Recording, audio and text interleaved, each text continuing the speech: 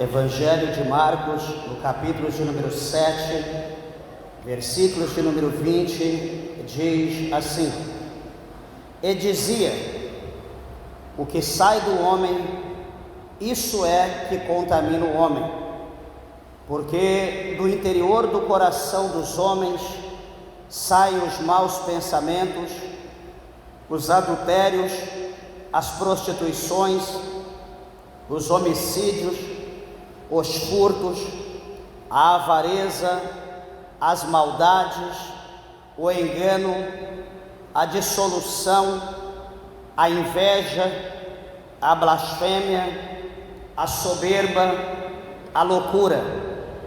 Todos estes males procedem de dentro e contaminam o homem. Vamos orar a Deus, meus irmãos. Levante a tua Bíblia, a tua mão ao céu, peça para que o Senhor fale conosco.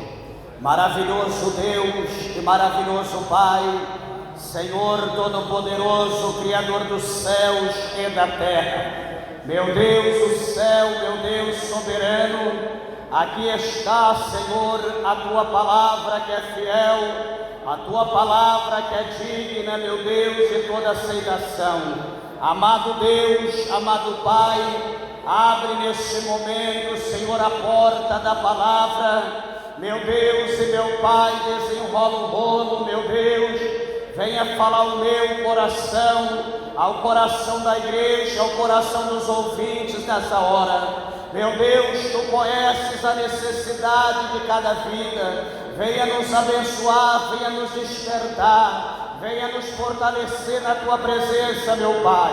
Senhor, permita agora que o Teu Espírito Santo, meu Pai, Ele trabalhe na nossa vida pelo poder da Tua palavra, e que a mesma venha penetrar no profundo da nossa alma, e que ela produza o resultado pela qual ela é enviada pelo Teu Espírito Santo. Fala conosco, em nome do Senhor Jesus, para a glória de Deus, nosso Pai. Amém, Jesus, amém, graças a Deus, amém. Podeis assentar, meus irmãos, desocupando vossas mãos e dando uma salva de palma, bem alegre para Jesus, graças a Deus, graças ao Senhor. Eu peço por gentileza toda a reverência, a palavra do Senhor. Creio que Deus, Ele tem uma palavra aos nossos corações nessa noite, graças a Deus. Meus irmãos, aqui uma palavra muito profunda, onde o Senhor Jesus, Ele dá o ensinamento, né? Ele vai ensinar aqui os fariseus, Ele vai ensinar os escribas, entre outros, né? Jesus vai dar um ensinamento muito grande sobre, na verdade, sobre a pureza interior. E quando se fala interior, né, é aquilo que é interno, é aquilo que os olhos humanos não vê, é aquilo que não se enxerga, é aquilo que está escondido, é aquilo que é camuflado e que aos olhos naturais, que aos olhos humanos nunca vai ver, nunca vai imaginar o que se passa. Interessante é que certa feita, lá no capítulo, se não me falha a memória, 16 do livro de Samuel, o Senhor, Ele vai dizer para Samuel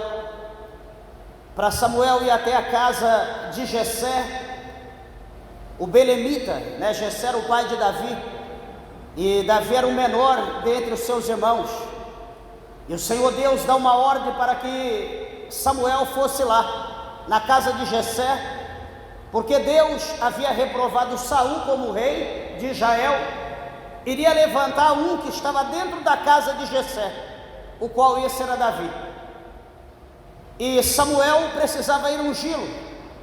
Só que a Bíblia diz que quando Samuel chega na casa de Jessé, no pai de Davi, a Bíblia vai mostrar para nós que em ele chegando ali, naquele lugar, naquela casa, ele vai ver os irmãos, né, Samar, Abinadab, entre outros os irmãos primeiros, né, os irmãos mais velhos, os maiores. E quando ele olha para o primeiro, ele observa, como eu falei, pelos olhos externos, pelos olhos naturais. Ele olha para aquele irmão de Davi, o mais velho, a estatura semelhante à de Saul, o porte físico também igual, talvez não era tão belo, mas olhando com os olhos externos, aquele seria o novo rei na visão dele. E a Bíblia diz que ele pega ali o chifre de carneiro cheio de azeite ou a botija, e ele vai derramar sobre a vida daquele irmão mais velho de Davi, o primogênito de Jessé. Quando ele vai derramar o azeite, ele diz: estou diante do rei de Israel, e ele vai derramar o azeite. Quando ele vai derramar o azeite, a Bíblia diz que o Eterno brada do céu. Não vejo outra palavra Deus fazendo a mesma coisa com Samuel, mas o Senhor vai repreender Samuel dentro da casa de Jessé, diante dos anciãos e diante de todos os irmãos de Davi. O Senhor repreende Samuel e diz a Davi, aliás, repreende a Samuel e diz a ele: olha Davi, olha Samuel, perdão, o homem, ele enxerga diferente, eu não vejo como o homem vê. O homem, ele vê apenas o exterior, o homem vê o que está por fora, e eu vejo o coração do homem, e esse está reprovado diante da minha presença, não é esse para ungir. Então, as coisas ocultas, somente Deus vê e Deus sabe. E analisamos uma coisa nessa palavra que é muito interessante, que não sei se os irmãos já tentaram, do versículo 1 deste capítulo de número 7 até o versículo 13, Marcos capítulo 7, do verso 1 até o 13, a Bíblia vai mostrar Jesus ele conversando, ele dialogando com os escribas e fariseus. Por quê? Porque os discípulos de Jesus, eles comiam naturalmente, eles não lavavam as mãos, eles não tinham alguns rituais para fazer as coisas, era natural. Mas quando os fariseus e os escribas, eles viam os discípulos de Jesus, por exemplo, comendo, ou iam comer, beber água sem lavar as mãos, aquilo era uma aberração. E a palavra de Deus, se os irmãos atentarem para o versículo de número 2 do capítulo 7, diz assim: e vendo que alguns dos seus discípulos comiam pão com as mãos impuras, isto é, por lavar, os repreendiam. E continua, porque os fariseus e todos os judeus, conservando, veja bem, conservando a tradição dos antigos, não comem sem lavar as mãos muitas vezes. Ou seja, eles iam comer, só que antes de comer, eles lavavam as mãos. E a Bíblia está dizendo aqui que eles lavavam, não era uma apenas, mas eles lavavam várias vezes as mãos para comer. E veja bem, esse ritual que eles tinham era algo ordenado por Deus, era algo que estava escrito na lei, eles precisavam fazer, praticar esse ritual. Não era necessário. Só que a Bíblia diz no versículo de número 3 que esses fariseus e todos os judeus, conservando a tradição dos antigos. O que Jesus queria mostrar para os fariseus, para os escribas? O que Jesus queria mostrar para os judeus de uma forma geral? Que o que nos leva ao céu não é tradição, não é tradição de homem. Por exemplo, tem aqueles que é bem religioso, ele diz assim: meus antepassados foram católicos, meus avós foram católicos, meus pais são católicos, E eu também morrerei católico. Eu também vou para o inferno católico. Só falta dizer dessa maneira. Mas assim não diz que vai para o inferno. Ele diz que vai morrer católico. Só que detalhe.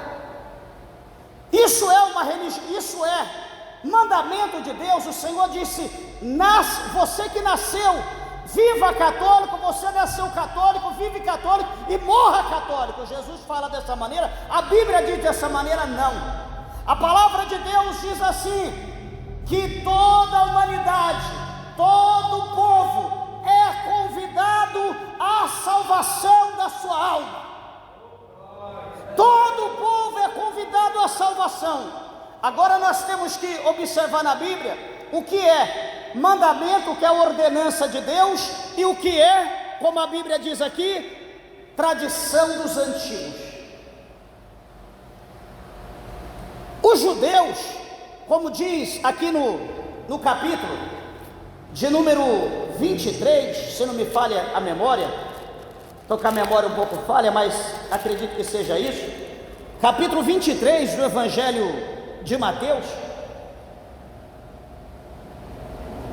no verso de número 2, Jesus diz assim: olha, na cadeira de Moisés estão assentados os escribas e fariseus. No verso 3 ele diz: observai, pois, e praticai tudo o que vos dizem, mas não procedais em conformidade com as suas obras, porque dizem e não praticam. O que os escribas e fariseus eles faziam? Os escribas e fariseus eles acrescentaram, além da lei de Moisés, a que Deus deu para Moisés ensinar o povo.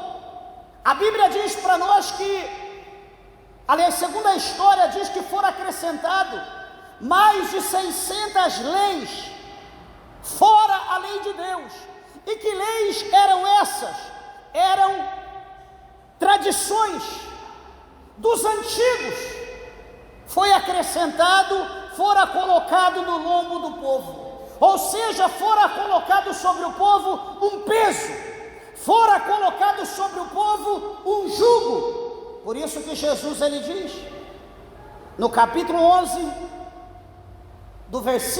capítulo 11 de Mateus, Jesus ele diz, lá no verso 27, vinde a mim, todos vós, cansados, todos vós que estão cansados, que estão afadigados, vinde a mim, que eu vos aliviarei. Jesus ele vai dizer: o meu fardo, ele é leve, e o meu jugo é suave.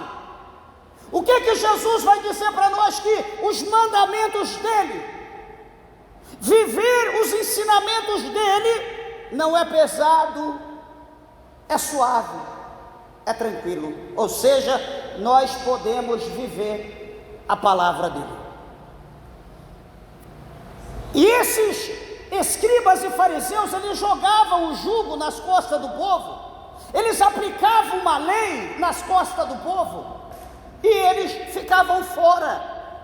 Eles ditavam as leis e eles ficavam fora da lei. Por quê? Porque eles eram os escribas, porque eles eram os fariseus, porque eles eram os autores daquelas leis extra que não era de Deus.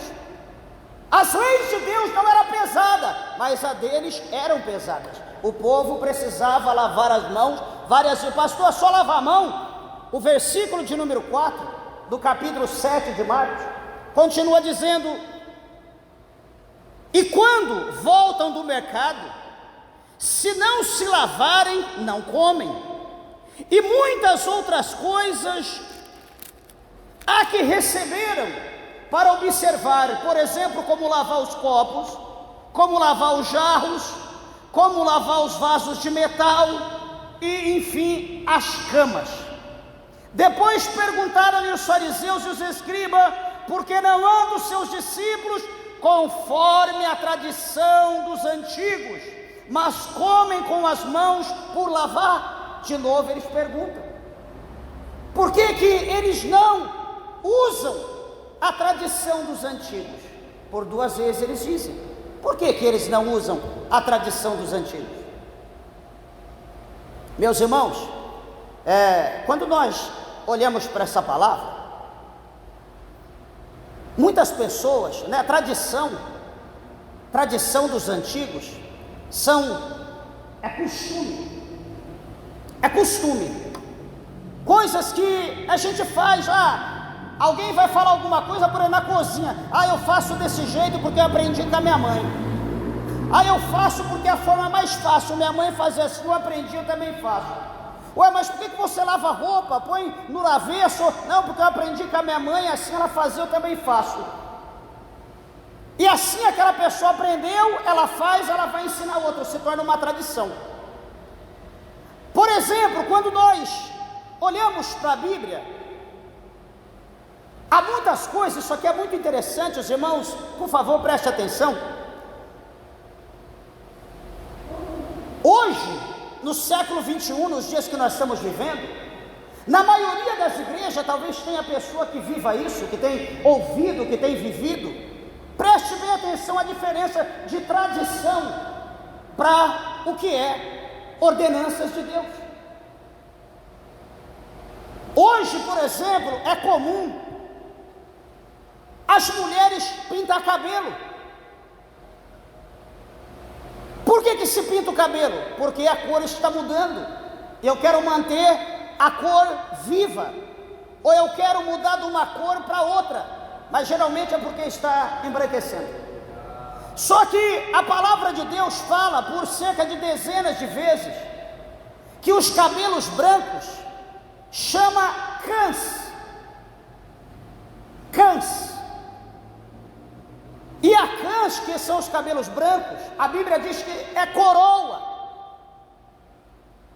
É tido um homem, uma mulher de cabelo branco como uma pessoa experiente, como uma pessoa que tem várias experiências, uma pessoa que tem bagagem, uma pessoa que pode ensinar, uma pessoa que tem muitos conhecimentos, que nós devemos sentar ao redor e ouvir aquela pessoa, porque alguma sabedoria, algum conhecimento, algo para o nosso bom crescimento nós vamos obter daquela pessoa. Só que o que está acontecendo hoje? A Bíblia diz que este cabelo branco são coroa de glória,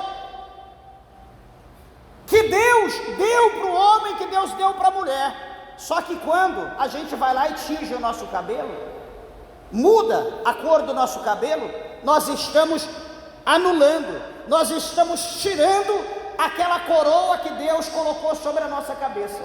Nós estamos tirando fora. Eu digo, qual de nós que não quer ter uma coroa? Você anda por aí, você vê uma ou outra pessoa, qualquer pessoa com coroa na cabeça? Não, isso quem tem é só realeza, é só rei, rainha, enfim, pessoas do alto clero. Mas a Bíblia diz que no âmbito espiritual, eu e você, todos nós que temos o nosso cabelo branco, nós temos a coroa da parte de Deus no âmbito espiritual, e nós temos que crer nessa palavra. Só que detalhe, isso está escrito na palavra de Deus. Outra coisa que é interessante, que a gente vê hoje, que as igrejas dizem que é costume.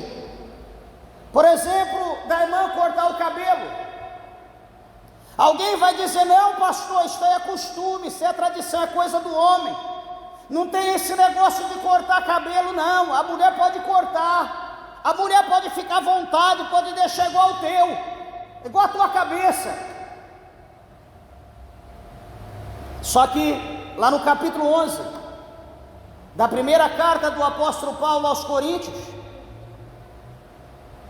a Bíblia vai mostrar para nós, Paulo vai falar que a mulher ter o cabelo longo, isso é honroso para a mulher.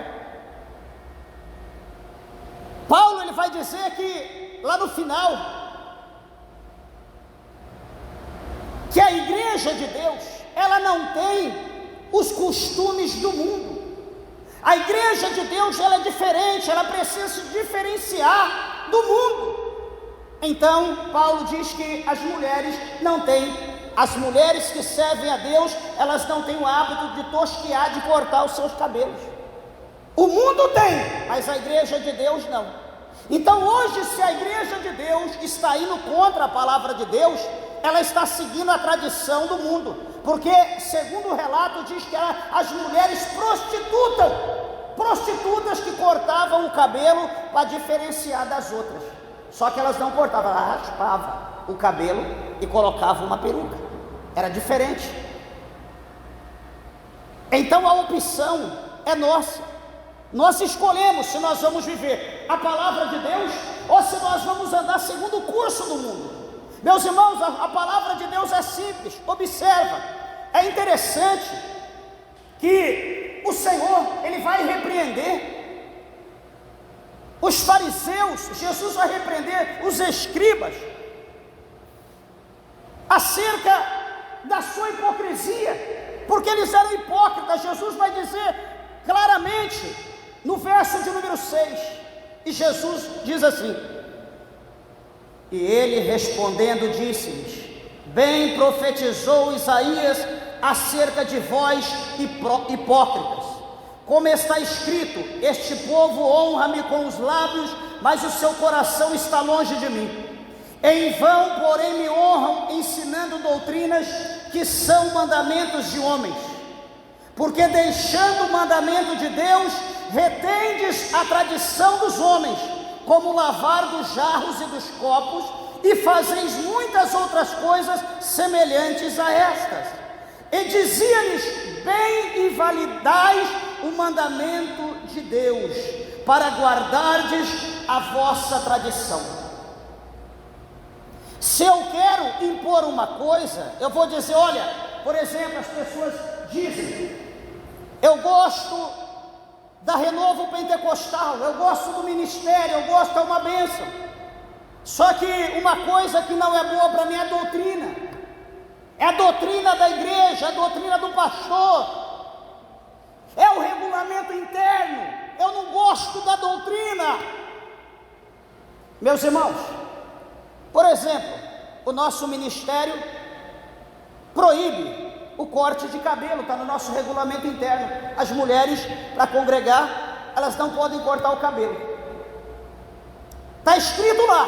Agora eu vou dizer, isso é doutrina da igreja? É doutrina minha? Ou é mandamento? Ou está escrito na palavra de Deus? Está escrito na palavra de Deus. A Bíblia fala acerca do divórcio.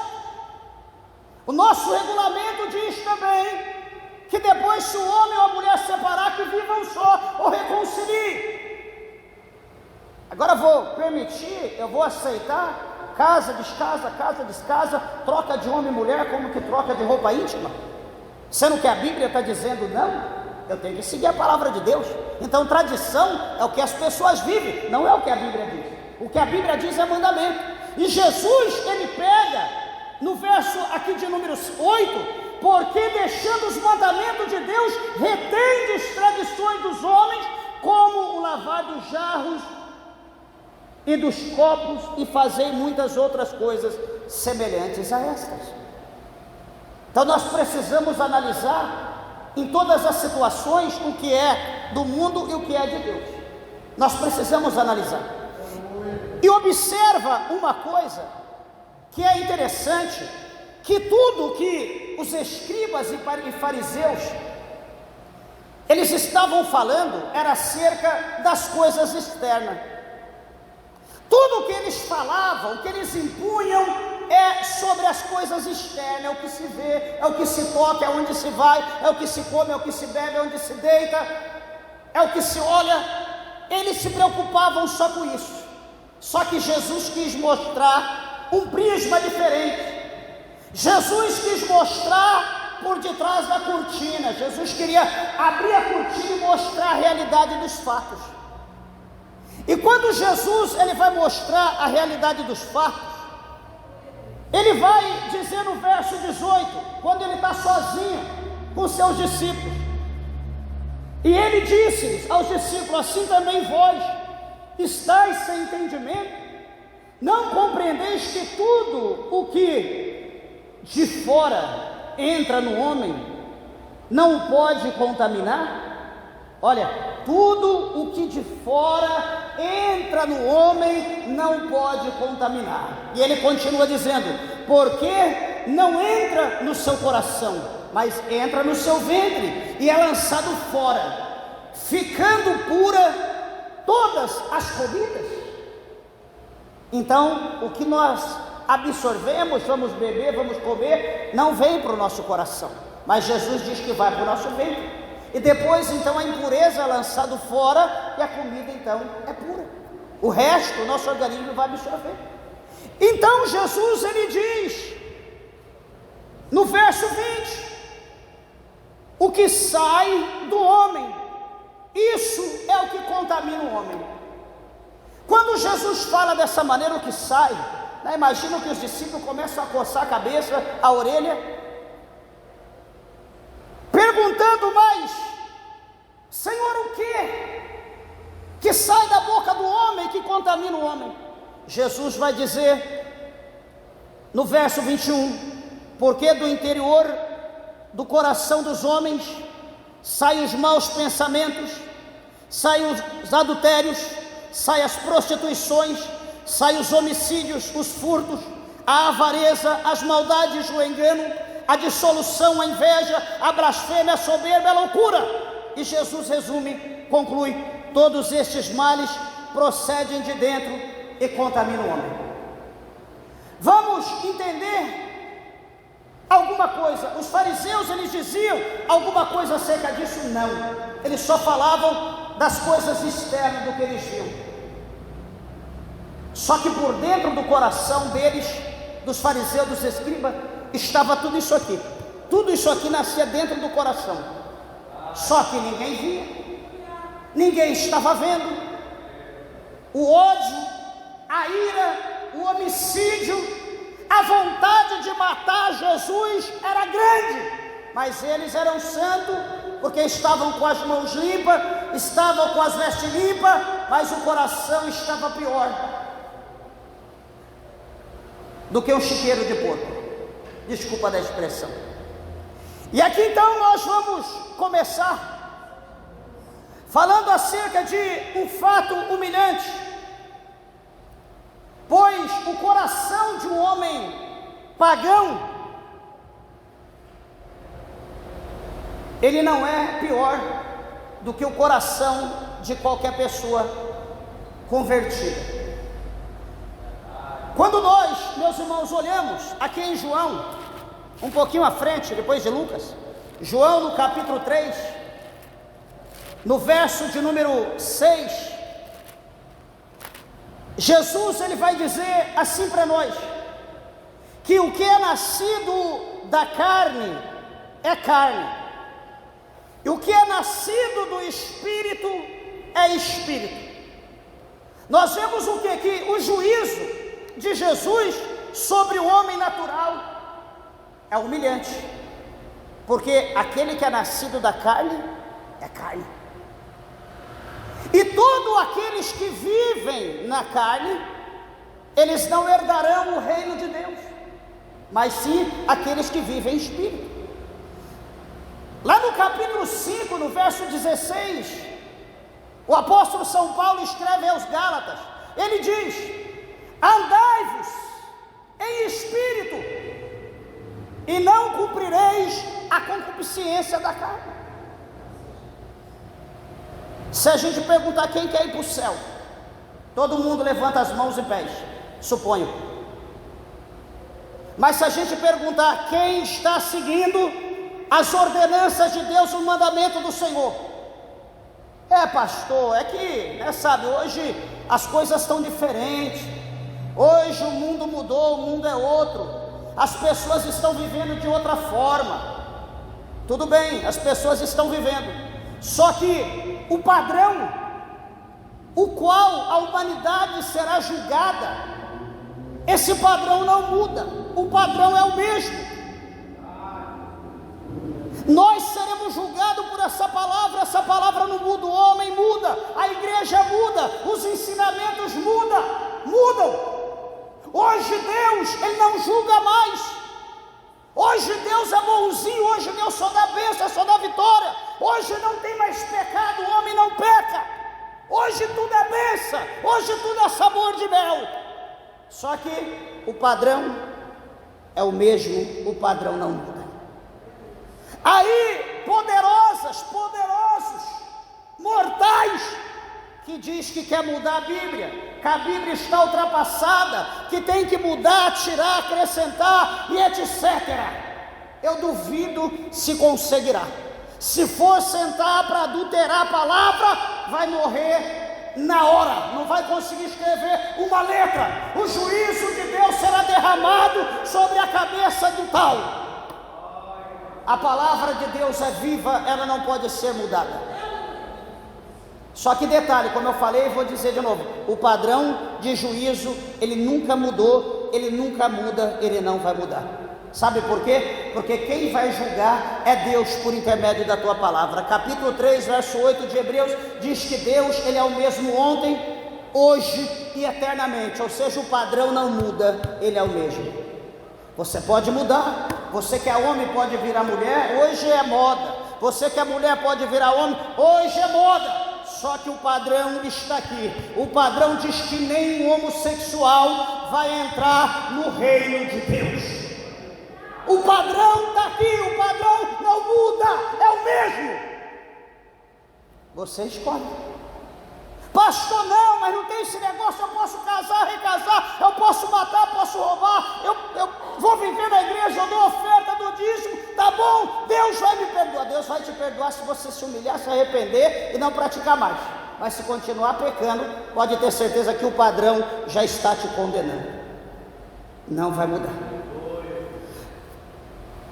Observa bem uma coisa aqui, o corpo humano, eu quero falar aqui alguns versículos acerca, que todo o corpo humano, por mais que você quer deixar ele fit, por mais que você vá para a academia, por mais que você faz crossfit, que você faz, sei lá, o que você quiser fazer, por mais que você coma, beba, durma, o corpo humano está todo contaminado pelo pecado. Eu quero te mostrar algumas partes do nosso corpo que nós amamos tanto, que a gente cuida tanto, e que se nós vacilarmos, esse corpo, essa carne vai levar a gente para o inferno. A primeira coisa, a Bíblia diz que toda a cabeça, ela está doente. Quando nós olhamos aqui para o escritor chamado Isaías, no seu capítulo de número 1, Isaías capítulo de número 1, verso de número 5, ele diz assim, uma pergunta: por que sereis ainda castigado, se mais vos rebelareis? E a parte B diz, toda a cabeça está enferma e todo o coração está fraco. Isaías capítulo 1, verso 5, ele está dizendo que toda a cabeça está enferma, está doente e todo o coração está fraco. Então começa pela cabeça. A cabeça é o que? A cabeça é o cérebro, a cabeça que direciona, a cabeça é a matriz, é ela que dá o sinal para os membros do corpo. Qualquer coisa, a gente bate o dedo, dá o sinal na cabeça, a cabeça responde e a pessoa sente a dor, está tudo ligado. A cabeça é o cerne de tudo. Então a Bíblia está dizendo que toda a cabeça está enferma. Começa por aqui. A segunda coisa, a Bíblia diz que o coração do homem, ele é corrupto e ele é rebelde. Então, a segunda coisa, o coração, a cabeça e o coração, as partes mais importantes. Observa capítulo 17 de Jeremias, no versículo de número 9, diz assim: enganoso é o coração enganoso é o coração mais do que todas as coisas e perverso. E a pergunta é: quem o conhecerá? Então o coração do homem, ele é enganoso mais do que todas as coisas, e além de ser enganoso, ele é perverso. E o Senhor Deus diz: quem o conhecerá? Esses dias, agora, nessa quarta-feira, no velório da irmã Ada, conversando, tinha muitos médicos ali, que sua esposa é médico, eu conversando com um cardiologista, e eu tive a curiosidade, né, o coração é tão pequeno, eu perguntei para ele, eu falei, doutor, o coração é um médico só que cuida dele, ou tem mais médicos, né? Ele se divide e tem uma classe de médico que cuida do coração. Ele diz, o coração se divide pelo menos em 6 partes, cada um tem um profissional que cuida de determinada parte do coração. Um membro, né, um órgão tão pequeno, ele se divide praticamente em 6, cada um é especialista em uma situação. Veja que um órgão tão pequeno, né, um órgão interno tão pequeno e tão complexo, que precisa, 6 ainda é pouco, precisa dividir em mais, e ter mais especialista, porque aqui o Senhor Deus está dizendo que o coração, ele é perverso, e enganoso, e quem o conhecerá? Quem? Se levanta neurocardiologista, se levanta cirurgião, cardiologista, se levanta todo tipo, colunares, enfim, todo tipo de médico de coração, e descreva os caminhos do coração, não conseguirá. O único que sabe é Deus. A terceira coisa está em Romanos, no capítulo de número 3, no versículo de número 13. 3:13 de Romanos. Esse terceiro membro chama-se a nossa língua. 3:13 diz assim: a sua garganta é um sepulcro aberto, com a língua tratam enganosamente, peçonha de áspide está debaixo de seus lábios. Então observa aqui Romanos capítulo 3, verso 13, ele mostra para nós que a língua é algo terrível, é algo mortal, trata enganosamente, é peçonha de áspide, está debaixo dos nossos lábios. A Bíblia também mostra para nós, aqui em Tiago, no capítulo de número 3, no versículos de número 5 e 6, diz assim: assim também a língua é um pequeno membro e gloria-se de grandes coisas. Vede quão grandes bosques um pequeno fogo incendeia. E o versículo 6 diz: a língua também é um fogo, como um mundo de iniquidade. A língua está posta entre nossos membros e contamina todo o corpo, e inflama o curso da natureza e é inflamada pelo inferno. A pergunta é, só nessas 3 coisas, pelo nosso corpo, se fôssemos salvos pelo nosso corpo, será que teríamos chance de ser salvos? Impossível. A quarta coisa é a boca. Ela está cheia de maldição e de amargura. Nós lemos Romanos no capítulo de número 3, no versículo de número 14 diz: cuja boca está cheia de maldição e amargura. Aqui o apóstolo Paulo está escrevendo para pessoas crentes, está escrevendo para os irmãos de Roma, está dando ensinamento não só para eles, mas para todos os crentes até a volta de Jesus. O próximo passo é: as mãos estão repletas de obras más. Nós olhamos um pouquinho aqui atrás, em Atos, no capítulo de número 2, no versículo de número 23, a Bíblia vai mostrar para nós: e estes 2:23, e estes que vos foi entregue, pelo determinado conselho e presciência de Deus, tomando-vos, o crucificaste e matastes pelas mãos de injustos. E o nosso tema é: as mãos estão repletas de obras más. Então todos aqueles que pegaram o justo, que pegaram o santo Filho de Deus, esbofetearam, apedrejaram, cravaram ele na cruz, furaram ele a mão dos tais, como está escrito aqui, elas estão repletas de obras más e do sangue do justo. O próximo passo é: os pés andam em maus caminhos. Romanos capítulo 3, no versículo de número 15, está escrito assim: os seus pés são ligeiros para derramarem sangue.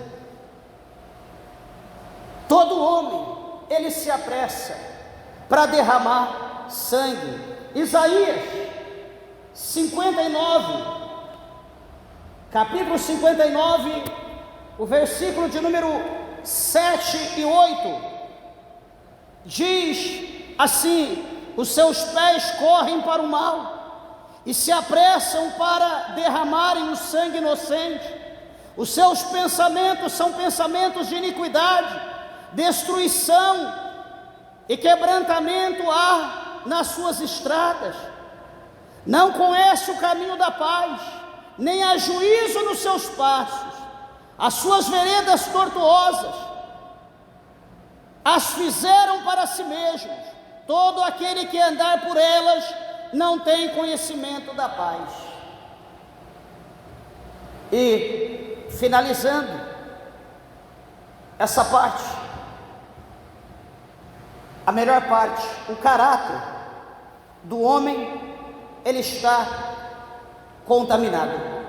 Quando nós olhamos aqui em Romanos, no capítulo de número 8,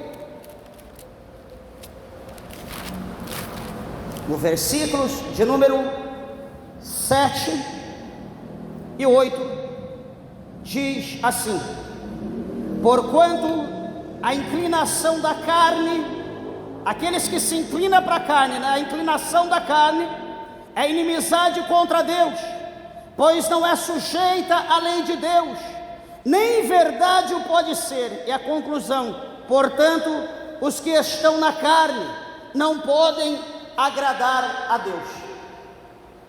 Meus irmãos, isso aqui é interessante, que nós não podemos contestar essa palavra, porque é a palavra de Deus. A palavra de Deus, ela precisa ser analisada. Nós temos que observar, olhar para essa palavra e analisar nossa vida, porque muitas pessoas dizem: eu acho, eu penso, eu imagino, eu senti que não é assim. Meu Deus do céu, se a Bíblia está dizendo assim, por que eu vou dizer eu acho, eu penso, eu sinto? Não, o Espírito Santo não me condena, eu não estou sentindo nada, eu vivo dessa maneira, mas a hora que o Espírito de Deus falar comigo, se o indivíduo está no mar de pecado, se o indivíduo está mais sujo do que chiqueiro, desculpa a expressão, quando que o Espírito de Deus vai falar? Se Deus está falando, se o Espírito Santo está falando por intermédio da palavra escrita, da palavra viva e eficaz, que é mais penetrante do que a espada alguma de dois gumes, que penetra na divisão da alma, do espírito, entre juntas e medula, ela é apta para discernir pensamentos e intenções do coração humano. Se o Espírito Santo está falando por essa palavra, e a pessoa não acorda, a pessoa não desperta, certamente está morto e nunca ouvirá a voz do Espírito Santo. Encerrando essa parte, que assim é a natureza do homem, a imagem do homem religioso. Sabe, todo homem religioso, ele tem uma imagem. E a imagem dele está aqui no livro do Apocalipse. O Senhor revela essa imagem da natureza do homem pecaminoso. Apocalipse 3, versículo de número 17 e 18, diz assim, Apocalipse 3, 17: como dizes, rico sou, e estou enriquecido, e de nada tenho falta, abre parênteses, e não sabeis que é um desgraçado, e miserável, e pobre, cego e nu, fecha, continua o verso 18, aconselho-te que de mim compres ouro provado no fogo, para que te enriqueças, e vestes brancas para que te vistas, e não apareça a vergonha da tua nudez, e que unjas os olhos com colírios para que vejas. Aqui está a natureza do homem, a imagem de todo homem religioso. É um pobre, é um desgraçado, ou seja, não tem graça, ele é miserável, ele é cego e nu. Aqui está a imagem de todo homem religioso que não quer viver uma vida sincera com Deus. Essa é a maneira, está aqui descrito. Alguém vai contestar? Está aqui, é a palavra de Deus. Outra coisa que eu quero falar para os irmãos é acerca, então aqui primeira coisa, nós vemos que o corpo do homem, de uma forma geral, da cabeça, a boca, a língua, coração, as mãos, os pés, enfim, está tudo contaminado. Então a nossa matéria, ela não é boa. Essa carne, se nós formos para o céu, por intermédio da carne, se fôssemos assim, nenhum dos homens chegaria a Deus, por causa do pecado da carne. A nossa carne é podre, cheira mal. Todo homem bonzão, se ele cair aqui, ó, deixa ali 2 dias ali, o bicho começa a sair pelo ouvido, pelo nariz, pelos olhos, ou enfim, o bicho está dentro de nós, está aqui dentro. Nós não somos bons. O outro ponto que eu quero falar, né? Primeiro falamos de uma forma geral do homem, que ele é pecaminoso, os seus membros. Nós vamos falar acerca da origem do pecado. Como que se deu a origem do pecado? A sua origem inicia-se na queda do homem lá no Éden. Não foi assim que iniciou o pecado? Outros dizem na queda do diabo, e depois da queda do diabo adentrou lá para dentro, mas deixa a queda do diabo para lá, não concordo muito com isso, deixa essa situação para outra ocasião. Vamos falar acerca da queda do homem. Nós sabemos que só há morte se houver pecado, não é isso? 6:23 de Romanos diz que o salário do pecado é a morte. Então todos nós, pecadores, recebemos o salário pelos nossos pecados, que é a morte. Todos, ninguém escapa. Então o pecado, ele deu início lá atrás. A sua origem está na queda de Adão, na queda do homem lá no paraíso.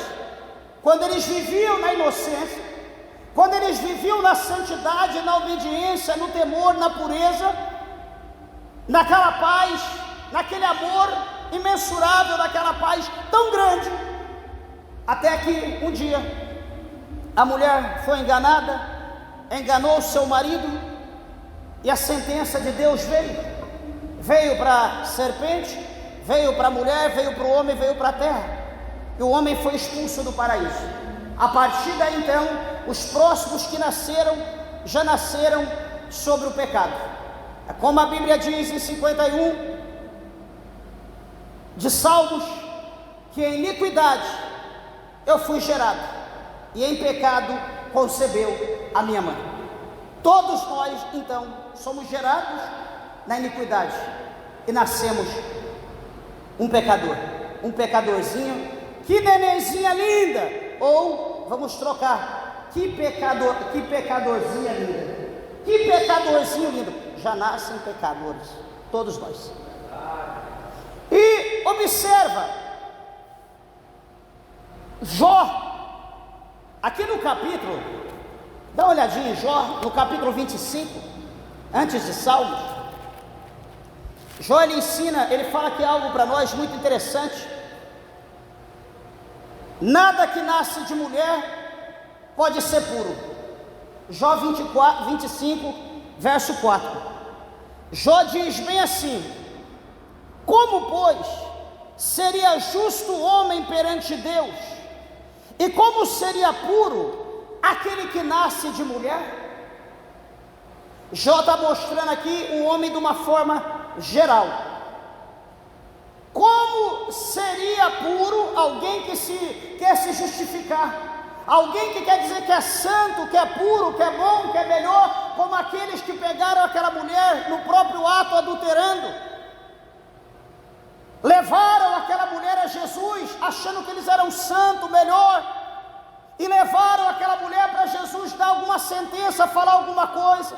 Jesus disse: quem dentre vós que não tem pecado seja o primeiro a tirar pedra sobre essa mulher. Será que Jesus estava lembrando este versículo?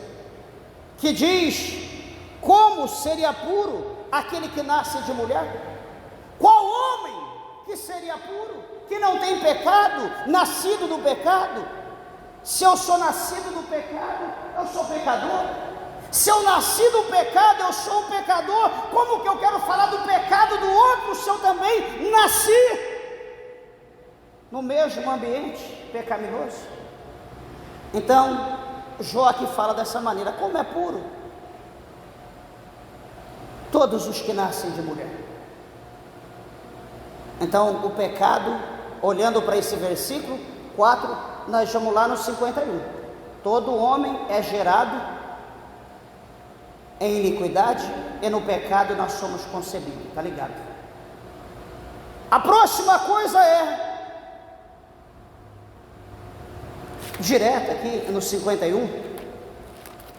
Tem uma confissão muito linda do versículo 3, 51 de Salmos, verso 3 até o verso de número 7. Diz assim, do 3: porque eu conheço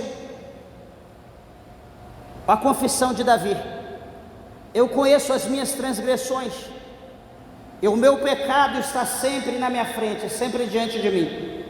E o 4: contra ti somente pequei, e fiz o que a teus olhos é mal, para que seja justificado quando falares e puro quando julgares. Então o que Davi fez é mal aos olhos de Deus. Versículo 5: eis que em iniquidade fui formado, e em pecado concebeu a minha mãe. Verso 6: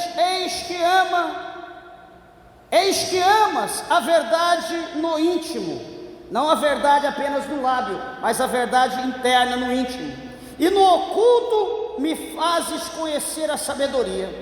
E o 7, o último: purifica-me com isopo, e ficarei puro, lava-me, e ficarei mais alvo do que a neve. Então nós vemos aqui Davi, ele confessando a Deus os seus pecados, dizendo que tudo aquilo que ele estava fazendo, um homem segundo o coração de Deus, lógico, estava machucando ele, mas ele estava machucando a pessoa santa, a pessoa bendita de Deus. Tudo aquilo que nós fazemos, tem coisas que nós fazemos que nós sentimos dor. Eu pergunto: e Deus? E nós que fomos feitos à sua imagem, à sua semelhança, como sente esse Deus? Que em nós há a sua presença, o Espírito em nós. Como será que Deus ele se sente? Há pessoas que não têm mais temor, há pessoas que não têm remorso, há pessoas que não têm mais sentimento, há pessoas, como eu falei, repito, eu não estou sentindo nada, o Espírito não me acusa. O dia que o Espírito me acusar, então eu paro. meus irmãos, é a gente ser, desculpa do que eu vou falar, é a gente ser muito ingênuo, muito criança, muito irracional. Nós lermos o que está escrito aqui, saber que é a palavra de Deus, e a gente ignorar: não, isso aqui não é para mim não, isso aqui foi para aquela época, não, isso aqui foi para fulano, foi para ciclano, isso não é para mim. Eu pergunto, o que então que nós estamos fazendo com isso aqui? O que nós estamos fazendo com a Bíblia? O que nós estamos fazendo na casa de Deus? Quando nós vamos à escola, à faculdade, que nós temos aquela pilha de livros, e nós temos que comer aqueles livros noite e dia, para a prova, para apresentar seminário, e enfim, tantos trabalhos. Para que serve tudo aquilo? Para que nós temos que comer aquilo noite e dia, semana, se brincar, acordado estudando? Por quê? Porque nós precisamos aprender, decorar, aprender, e o nosso futuro profissional vai depender de tudo aquilo que nós absorvermos dos livros. Todo o conhecimento que nós absorvemos, o nosso futuro vai depender, a nossa profissão vai depender, a nossa família vai depender disso. E nós estamos na igreja, na casa de Deus, está aqui a palavra. Todos os dias se prega, dizemos que estudamos, mas a pergunta é: por que nós não aprendemos? Será que é tão difícil? Será que está escrito em hebraico e nós não conhecemos o hebraico? Será que está escrito em aramaico, nós não conhecemos o aramaico? Será que está escrito em grego, nós não conhecemos o grego? Certamente, se tivesse, nesses 3 idiomas que for escrita a Bíblia original, certamente eu tenho certeza que o Espírito de Deus daria a nós sabedoria para aprendermos o hebraico, o aramaico, o grego, para que nós não pudéssemos apresentar diante de Deus inocente. Nós iríamos entender, pode ter certeza. Agora, imagina no português simples, como está a nossa Bíblia hoje. Meus irmãos, como eu falei, eu repito e encerro, o padrão de Deus é o mesmo, ele nunca mudou, ele não muda e ele não vai mudar. Se você estiver mudando, saiba de uma coisa, que você está sendo julgado e condenado, e não haverá absorção naquele último dia. Então ande de acordo com a palavra, ande de acordo com o que está escrito aqui, porque se alguém chegar para você: não precisa, se você tiver fé, põe a mão na cabeça do infeliz e manda o inferno para o cão, que ele vai cair por terra, porque a palavra de Deus, ela é poderosa, ela tem que subsistir. Amém? As palmas bem alegres, exalta e glorifica o nome do nosso Deus. Louvado seja o nome do Senhor.